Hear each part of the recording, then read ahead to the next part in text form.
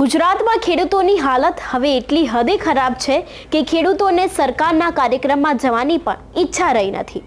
અત્યારે હાલ ગુજરાત સરકાર દ્વારા કૃષિ મહોત્સવ 2024નું આયોજન કરવામાં આવ્યું છે, પરંતુ ખેરાલુમાં એક એવો કૃષિ મહોત્સવ યોજાયો હતો જ્યાં ખેડૂતો સિવાય દરેક લોકો ઉપસ્થિત હતા। શું છે સમગ્ર મામલો અને ખેડૂતોને કેમ હવે આ કૃષિ જે મહોત્સવ છે તેમાં રસ રહ્યો નથી તે દરેક વાત કરીશું આ વિડીયોમાં। નમસ્કાર, નિર્ભય ન્યૂઝ સાથે હું હંસિની। ગુજરાત સરકાર, આપણા મુખ્યમંત્રી ભૂપેન્દ્ર પટેલ, તેની સાથે જ રાઘવજી પટેલ જે આપણા કૃષિ મંત્રી છે, તે લોકો અત્યારે હાલ જોરશોરથી કૃષિ મહોત્સવ 2024નો પ્રચાર અને પ્રસાર બંને કરી રહ્યા છે। કહી રહ્યા છે કે ખેડૂતોને દરેક સહાય મળશે અને અહીં તમને જરૂરી સુવિધા, દરેક વસ્તુ જે ખેડૂતોને લગતી છે તે દરેક વસ્તુ મળી રહેશે। પરંતુ આનું જ એક ઉદાહરણ ગુજરાતના ખેરાલુમાં જોવા મળ્યું, જ્યાં ખેરાલુમાં કૃષિ મહોત્સવ યોજાયો તો ખરો, પરંતુ સમગ્ર વિસ્તારમાં અને આ જ્યાં મહોત્સવ યોજાયો હતો ત્યાં દરેક ખુરશીઓ ખાલી જોવા મળી હતી। આનું કારણ ફક્ત એ જ હોઈ શકે કે ખેડૂતો ઉપર અત્યારે હાલ જે હાલત વેઠવી પડી છે તેની સાથે જ ખેડૂતોને હજુ સુધી કોઈ જ સહાય પેકેજ ચૂકવવામાં નથી આવ્યા। અનેક એવા કારણ છે જેના કારણે કદાચ આ ખુરશીઓ ખાલી પડી રહી છે, તે કારણ કદાચ વ્યાજબી છે। ફક્ત ને ફક્ત એટલા માટે જ કારણ કે ખેડૂતો કહીને થાકી ગયા।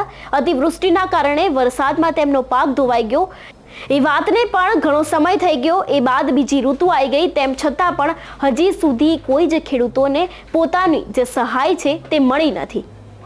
અત્યારે ખેડૂતો પણ એટલા જ રોષે ભરાયા છે। આની પહેલા પણ આપણે અનેક ખેડૂતોની વેદના સાંભળી હતી, પરંતુ હવે આ બધાની વચ્ચે જે મુખ્યમંત્રી આ કૃષિ મહોત્સવની શરૂઆત કરી રહ્યા હતા, જે તે સમયે તેમણે શરૂઆત કરી હતી તે સમયે તે બોલે છે કે દરેક ખેડૂતોને સહાય પેકેજ છે મળી રહેશે, પરંતુ તેનું જ ઉદાહરણ આપણે ખેરાલુમાં જોયું। ખેરાલુમાં અત્યારે હાલ આ કાર્યક્રમ યોજાયો હતો જેમાં કોઈ જ ખેડૂતની ઉપસ્થિતિ નથી અને ખેડૂતોની ઉપસ્થિતિ ન હોવાને કારણે તે દરેક જગ્યાએ વિદ્યાર્થીઓને બેસાડવા પડ્યા। આ સરકારને કાળા ડાઘ સમાન છે, કારણ કે જે રીતે સરકાર બોલી રહી છે કે ગુજરાતમાં ખેડૂતો ખૂબ સુરક્ષિત છે, ગુજરાતમાં ખેડૂતોનું જે અત્યારે કામ છે તે ખૂબ જ યોગ્ય છે, પરંતુ અહીંયા સવાલ ઉઠ્યા છે સરકારની કામગીરી ઉપર, સરકારે જે પેકેજ ચૂકવ્યા નથી તેના ઉપર, તેની સાથે જ સરકાર દ્વારા જે ખોટા વાયદા આપવામાં આવે છે તેના ઉપર। આવા તો અનેક સવાલ છે જે ફક્ત ને ફક્ત સહાયના નહીં, પરંતુ અતિવૃષ્ટિ સમયે જે નુકસાન ગયું હતું તેના હોય કે પછી મગફળીના ટેકાના ભાવના હોય, દરેક સવાલને લઈને અત્યારે હાલ ગુજરાતનો ખેડૂત છે તે પીસાય છે। પરંતુ તેમ છતાં પણ ભાજપ સરકારને અત્યારે પોતાના કૃષિ મહોત્સવના કાર્યક્રમો દેખાય છે, જે ખેડૂતોની અત્યારે દયનીય હાલત થાય છે તે કદાચ ભાજપની સરકાર, મુખ્યમંત્રી અને જે કૃષિ મંત્રી છે તેને દેખાતી નથી। આની પહેલા પણ અનેક એવા કિસ્સા સામે આવ્યા છે જેમાં વિપક્ષના નેતાઓ મેદાન આવ્યા હોય, પરંતુ હવે તો ખેડૂતો કદાચ લડી લેવાના મૂડમાં છે તેવું જ આ દ્રશ્યો ઉપરથી દેખાઈ રહ્યું છે। કારણ કે જો તેમને સરકાર માટે થોડી લાગણી હોત, આ કાર્યક્રમ જો તેમને ખરેખર સમજવાની ઈચ્છા હોત અને જો તેમને સરકારની વાતો પર ભરોસો હોત, તો કદાચ આ ખાલી જે અત્યારે ખુરશીઓ પડી છે તે ખુરશીઓ પડી ન રહી હોત, તેના ઉપર અત્યારે જગતનો તાત બેઠો હોત। પરંતુ આ જ વસ્તુ સરકારને સમજાવવાની અને સરકારને બતાવવાની જરૂર છે કે જે પ્રમાણે ખેરાલુમાં આ દ્રશ્ય સર્જાયા તેવા દ્રશ્ય હવે બીજે ક્યાંય ન સર્જાય, તેના માટે પણ તમારે હવે સજાગ થવાની જરૂર છે। અને જેટલા પણ ખેડૂતો અત્યારે ગુજરાતમાં હેરાન થઈ રહ્યા છે, પરેશાન થઈ રહ્યા છે, સહાય માટેની એક માંગણી કરી રહ્યા છે, તે માંગણીઓ હવે તમારે જોવાની ખાસ જરૂર છે। કારણ કે અત્યાર સુધી ખેડૂતોને ફક્ત ને ફક્ત ખોટા વાયદા આપવામાં આવ્યા છે, કહેવામાં આવ્યું છે કે આ કરી દઈશું, તેમ કરી દઈશું, ઓલું થઈ જશે, પરંતુ હજી સુધી અનેક એવા જિલ્લાઓ પર છે જેને તો બાકાત રાખવામાં આવ્યા છે। આની પાછળનું કારણ હજી સુધી શું છે તે પણ સામે આવ્યું નથી।